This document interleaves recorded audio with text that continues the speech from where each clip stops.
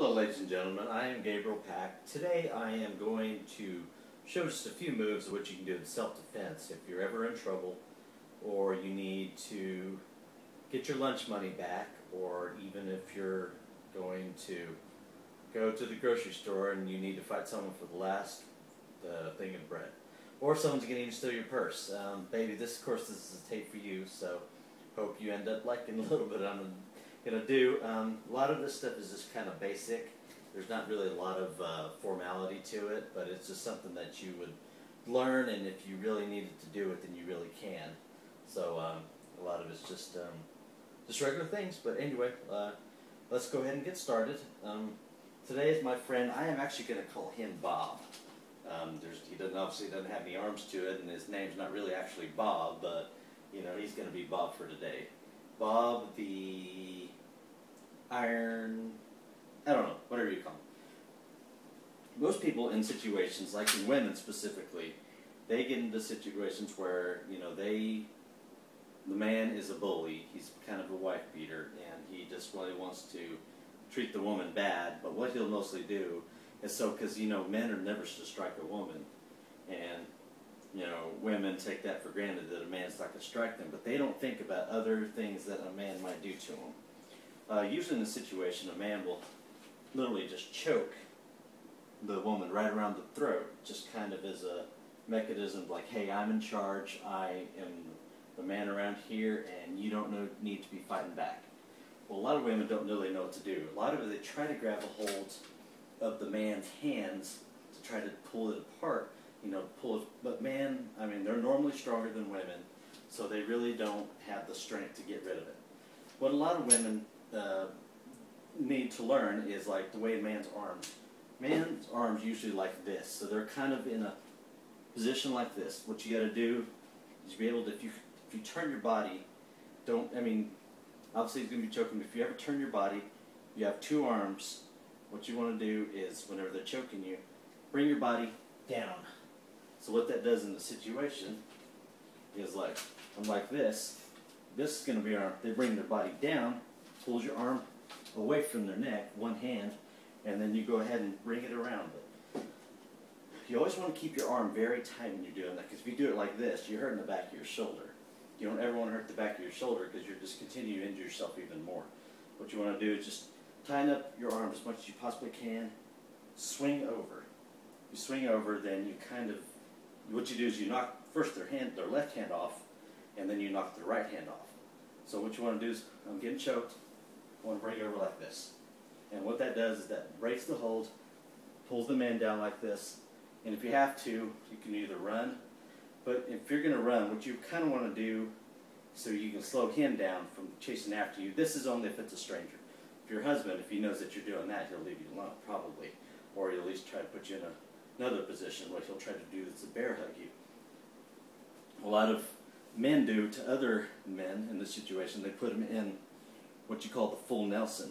That's where you bring your arms up and you're up right here around their neck, which puts you in position, your arms are in this situation. What you always want to do is just kind of just tighten up as much as you can. Sometimes you can't really do more out strengthen that way because they're in that position.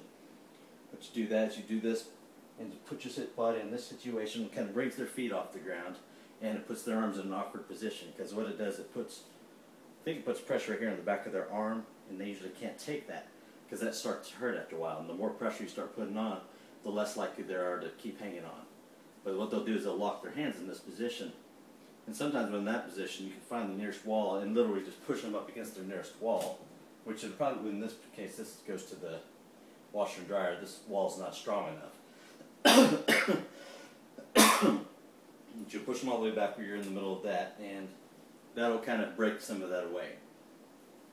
What you want to do is if you're a man or you're a woman, and in your situation, baby, you're doing a lot of this kickboxing stuff, you're used to being in a position like this. You're able to throw punches left and right like this. That'd be your jab, and then, of course, this is your cross. That's your left cross, and it's your right cross to me. That's your right cross, and that's the uppercut.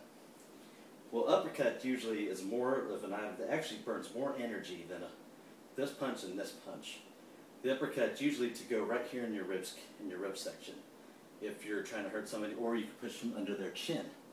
usually the chin is mostly what it's for, because that kind of discombobulates somebody's head where they can't really concentrate what's going on because they just get hit under the chin, kind of what you call it getting your bell rung.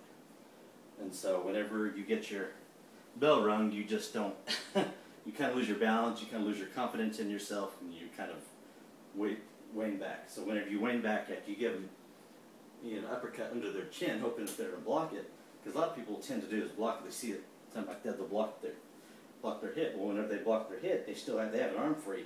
This arm right here, the other arm, which would be your left arm, is where you left cross right here in the ribs. Using left cross, that causes them to go down like that. And then when you get them in that position, what you can do is you can kind of take a little bit at their legs, kind of sweep at their legs, because their body's kind of off balance.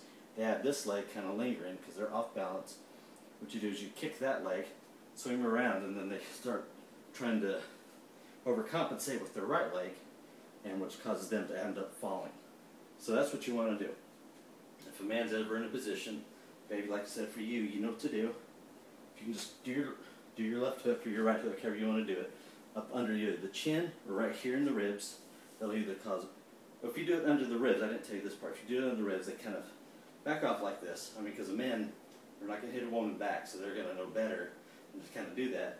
If they're like this, then what they'll probably want to do is just put a hold back and try to hold you back as much as they can. And if they push in your head, that's what they want to do, is bring their legs and try to get you. Well, you want to keep your legs stiff so they can only hit your calf areas, because that's the strongest part of your legs. The lower part of your leg is your calves. And so you just want to kind of stand your ground when you're in that position. If you know they're coming after you, never keep your body like this, because it's easy you fall down. And the second you fall down, well, you're kind of in trouble. So, but we will discuss some of that parts in next video that we do, of like you get in a position where you fall down and on your back. Because like I said, it's a very vulnerable position, and a lot of people have a hard time getting out of it. But I will show you next time we do videos of this. This is just self-defense 101. So basically, let's go into summary of what we discussed. The whole, if a man likes to choke a woman and get it close to him, literally shaking, what a woman needs to do is just, even though it's going to be pressure on your neck and you're trying to get it off, you're not going to release that pressure off their neck. What you want to do is always tighten your left or right arm, whatever your dominant arm is. Literally swing your body. Because if you swing your body, then they can't really stay hold of grip on the side like that. So they want to do straight ahead. And if you swing your body, put your arm like that, it hits the top of the wrist. It obviously hurts. And at the same time, when they're doing that, because a lot of them are leaning their weight forward, they'll start stumbling forward. And they're going to stumbling forward. You can also just kind of trip them the rest of the way to fall on the ground. If you don't want to hurt them, go ahead and trip them and come off the ground. Because what you're doing is you're breaking yourself body free. You're coming back around and able to push them down. Whenever I see you, baby, and we do some of that stuff around here, I will give you kind of person to person how it feels like and what you want, the position you want to be if you get in that situation. But mostly, first of all, today was just about choking. Mostly just about choking and just like what you can do to defend yourself. Once again, hands right here, the man on the neck, on the woman's neck. Swing around your body, all in one stroke. Make sure your legs are in position. Swing around your body, move it around. This arm hits the top of their arms and knocks it free. So, baby, until next time, this has only been a short video just because it's just the beginning of what we're going to be starting to learn as we go along. But, baby, until next time, I hope you've learned a few things. If you want to, baby, you can ask me questions later tonight when we get to talk. So, anyway, baby, hope you're having a good day, and I'll talk to you later. I love you, honey. Mwah. Bye.